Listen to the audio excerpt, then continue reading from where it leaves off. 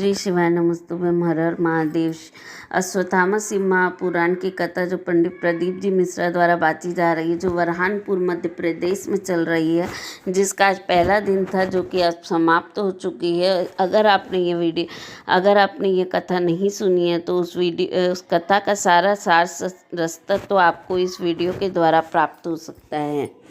तो इस वीडियो में हम आपको पंडित प्रदीप जी मिश्रा द्वारा उपाय, जानकारी और पत्र आज की कथा का सारा सारस्वत बताने वाले हैं। तो पहली जानकारी पंडित प्रदीप जी मिश्रा ने दी कि हमें महादेव की जब तक करुणा नहीं होती, जब तक हमें उनकी करुणा या उनका आशीर्वाद नहीं मिलता, तब तक हमें शिव भक्ति प्राप्त नहीं होती है। हमारे शरीर में जो श्वासें चलती है वो शिव रूपी श्वासें होती है। अगर हमारे शरीर से वह श्वास निकल जाती है तो सिर्फ शव बचता है। अगली जानकारी गुरुजी ने दी कि जब हम किसी के घर जाते हैं तो हमें उसका फर्नीचर आदि नहीं देखना चाहिए, उसका हमें नेचर देखना चाहिए। उस व्यक्ति के फर्नीचर से हमें कोई मतलब नहीं होता। जिस तरह हम अपनी लड़की का विवाह करने के लिए जाते हैं तो हम जिसके साथ उसका विवाह करते हैं उसका नेचर देखते हैं। अगर हम उसकी संपत्ति, उसके घर की दौलत देखकर अगर हम अपनी लड़की का विवाह कर देते हैं तो उसे सुख की प्राप्ति नहीं होती।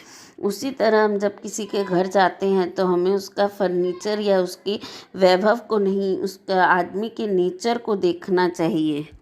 अगर उसका नेचर अच्छा नहीं है तो उसका जीवन व्यर्थ है। अगली जानकारी गुरुजी ने दी कि जिस शिव महापुराण में ताप्ती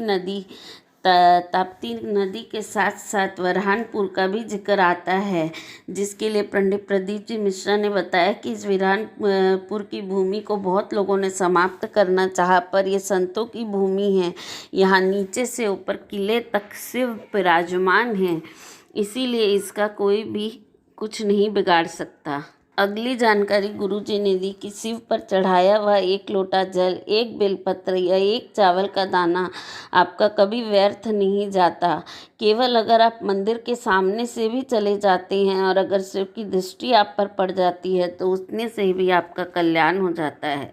अगली जानकारी गुरुजी ने दी कि अश्वत्थामा कोई साधारण अंश नहीं है, ये शिवजी के ही 19 अवतारों में से एक अवतार है, जो कि गुरु द्रोणाचार्य ने शिव की भक्ति कर उनके इस अवतार से अपने बेटे के रूप में प्राप्त किया है। गुरु द्रोणाचार्य भी शिव की भक्ति करते थे, लेकिन उनका भक्ति का एकमात्र कारण यही था, वह शिव की आराधना करते थे, शिव का शिवलिंग बनाते, पूजन करते और रोज़ विसर्जन करते थे। उनकी इस पूजन, उनका विसर्जन का एकमात्र कारण यही था कि जिसकी वो आराधना करते हैं उनका एक बार उन्हें दर्शन हो जाए, और इसी भक्ति से उन्हें अश्वत्थामा रूप उनके बेटे के रूप में प्राप्त हुए, जो शिव जी के ही एक अंश है। अगली जानकारी गुरुजी ने दी कि धन कमाने के चक्कर में हम अपना धर्म, भजन और भगवान की भक्ति को भूलते जा रहे हैं। गुरुजी कहते हैं कि हम ये नहीं कहते कि तुम साधु संत बन जाओ, पर गृहस्थ के साथ साथ हमें अपना कुछ समय भगवान के भजन और धर्म को भी देना चाहिए। आज की कथा में गुरुजी ने यह भी बताया कि आज जो पत्र हमें मिला है, ऐसा पत्र हमें जीवन में पहले कभी नहीं मिला। यह पत्र सुरेखा संतोष जी लेकर आई थी। उन्होंने कहा कि एक लोटे जल का क्या महत्व होता है, और उसका महत्व बतलाने के लिए मैं ये पत्र लिख रही हूँ। मेरे जीभ पर एक गठान हो गई थी, जो कि बढ़ती ही जा रही थी, जिसका कोई भी उपाय नहीं हो पा रहा था। डॉक्टरों को दिखाया पर यह इलाज भी हुआ, लेकिन यह बढ़ती ही जा रही थी, कम नहीं हो रही थी। 3 बार डॉक्टरों ने इसका ऑपरेशन करने के लिए भी कह दिया था, पर मैं ऑपरेशन नहीं करा पाई। फिर एक लोटा जल किसी ने टीवी पर किसी ने सुना कि एक लोटा जल चढ़ाओ और उसे पियो और एक बेलपत्र चढ़ाओ, तो मैं उसी तरह एक लोटा जल चढ़ाती और वह जल पीती और बेलपत्र शिवजी से मांग कर लेकर खा लेती थी। एक दिन जब मैं शिव को नमन कर रही थी तो वह गठान फट कर बाहर आ गई और निकल कर मेरा रक्त भी निकलने लगा और उसमें से पस भी निकलने लगा और मेरे पीठ में एक छेद भी हो गया था। लेकिन मैं शिव को जो जल चढ़ाई थी वही लेकर आई और मैंने उस गठान जो निकल गई थी, जिससे रक्त बह रहा था और जिससे पस निकल रहा था, उस पर लगाया और जो पीठ पर जो मेरे छेद हो गया था उस पर लगाया और कुछ दिनों में वह भी बंद हो गया, पस और रक्त निकलना बंद हो गया और छेद भी ठीक हो गया। और मैं अपनी गठान और वो छेद का पिक्चर आपके पत्र द्वारा आपको भेज रही हूँ। गुरुजी ने वह पत्र में गठान और वह क्षेत्र भी दिखाया जिसमें उसने पत्र ने भेजा था। अगली जानकारी भी गुरुजी का एक पत्र ही है जिसमें प्रियंका विरानपुर से भोलेनाथ की महिमा का बखान करने के लिए पत्र लेकर आई थी। उन्होंने कहा कि मैं भोलेनाथ का क्या बखान करूं, मेरे पेट में दर्द हो गया था जो कि ठीक ही नहीं हो रहा था। मैंने उसे सामान्य दर्द समझ लिया, पर कुछ दिन बाद जब वो ठीक नहीं हुआ तो मैंने उसे कई डॉक्टरों को दिखाया, इंदौर में भी जांच कराई तो कहीं उन्होंने कैंसर भी बताया। कहा यह दर्द कैंसर से ही रिलेटेड है। पर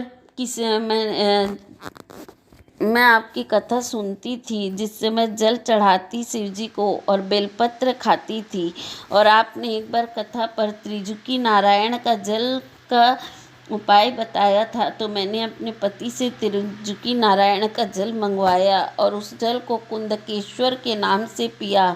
तो फिर कुछ दिन बाद मैंने जांच कराई तो मेरी सारी रिपोर्ट नॉर्मल हो गई थी। अगली जानकारी गुरुजी ने दी कि परिवार में जब अगर एक व्यक्ति भी अगर शिव को जल चढ़ाता है तो उस जल का पुण्य भाग परिवार के सभी लोगों को प्राप्त हो जाता है। यह बात उज्जैन के ऋणमुक्तेश्वर महादेव के मंदिर में भी लिखी है कि शिव जी को जल चढ़ाने वाले की 7 पीढ़ियां नहीं 71 पीढ़ियां तक तर जाती हैं। अगली जानकारी गुरुजी ने दी कि जब हम अपने घर से एक लोटा जल लेकर शिव जी के पास जाते हैं तो हम अगर कुछ अपने मन की कामना को नहीं भी कहते तो उस एक लोटा जल जो हम अपने घर से लेकर गए हैं, शिव जी के पास लेकर गए हैं, उससे वह हमारी मन की दशा और दिशा को समझ जाते हैं, हमारे मन की हर बात को पढ़ लेते हैं। अगली जानकारी गुरुजी ने दी कि बेटा भाग्य से जन्म लेता है लेकिन बेटी हमारे घर में सौभाग्य से जन्म लेती है। जब हमारे भाग्य 100 गुना प्रबल होता है तो हमारे घर में बेटी का जन्म होता है और उससे पिता का भाग्य भी बढ़ता है। अगली जानकारी गुरुजी ने दी कि हमें यह प्रयास करना चाहिए कि हमारे द्वारा किसी का भी दिल न दुखे। अगर हम किसी का दिल दुखाते हैं तो उस कर्म का भोग हमें भोगना ही पड़ता है, लेकिन अगर हमें सिर्फ कृपा प्राप्त करनी है तो हमें किसी का भी दिल नहीं दुखाना चाहिए। जिस तरह हमारे माता पिता हमें पैसे देते हैं तो उसका हम क्या लाए हमसे हिसाब मांगते हैं, उसी तरह जब हम किसी का दिल दुखाते हैं या कुछ अच्छे कर्म करते हैं तो वो सारे हिसाब महादेव भी हमसे इस पृथ्वी पर लेते हैं। अगली जानकारी गुरुजी ने दी कि हम मृत्यु लोक में 2 कारणों से जन्म लेते हैं, एक भगवान का भजन करने के लिए और दूसरा अपने कर्मों का भोग भोगने के लिए।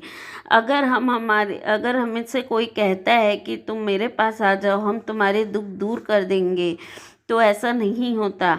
हमें हमारे कर्मों का भोग तो भोगना ही पड़ता है। हमें अपना खुद का भजन खुद करना पड़ता है।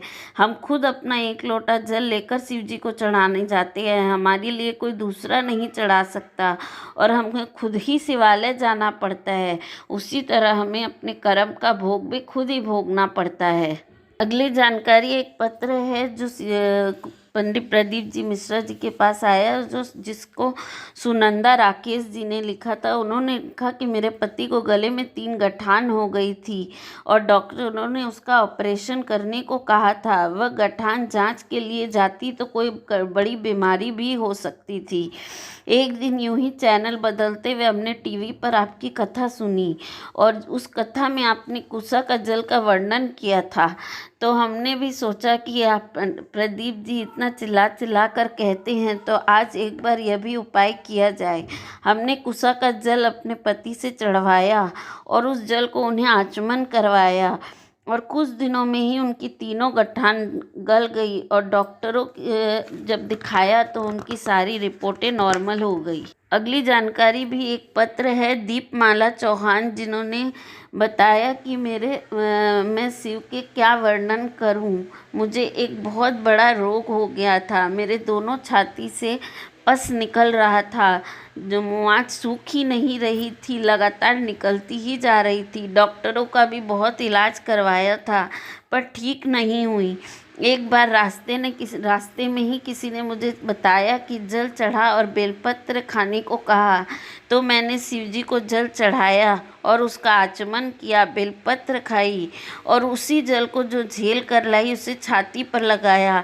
15 दिन तक लगभग यह कार्य करने से मेरे छाती का पस भी बंद हो गया और मेरे रोगों से निवारण हो गया। अगली जानकारी गुरुजी ने दी कि इस कथा में बहुत सारे ऐसे भी पत्र आए हैं जिनको काफ़ी सालों तक कोई संतान नहीं थी और फिर संतान हुई, तो गुरुजी ने वही सफ़ेद आंकड़े की जड़ का उपाय बताया कि सफ़ेद आंकड़े की जड़ को लेकर रजो धर्म के 7वें दिन अगर आप शिव पर घुमा कर तुम्रका जी का नाम लेकर लाल धागे में बांधकर अपने कमर में बांध लेते हैं और शिव की आराधना करते हैं तो उससे आपको संतान प्राप्ति का लाभ अवश्य होता है।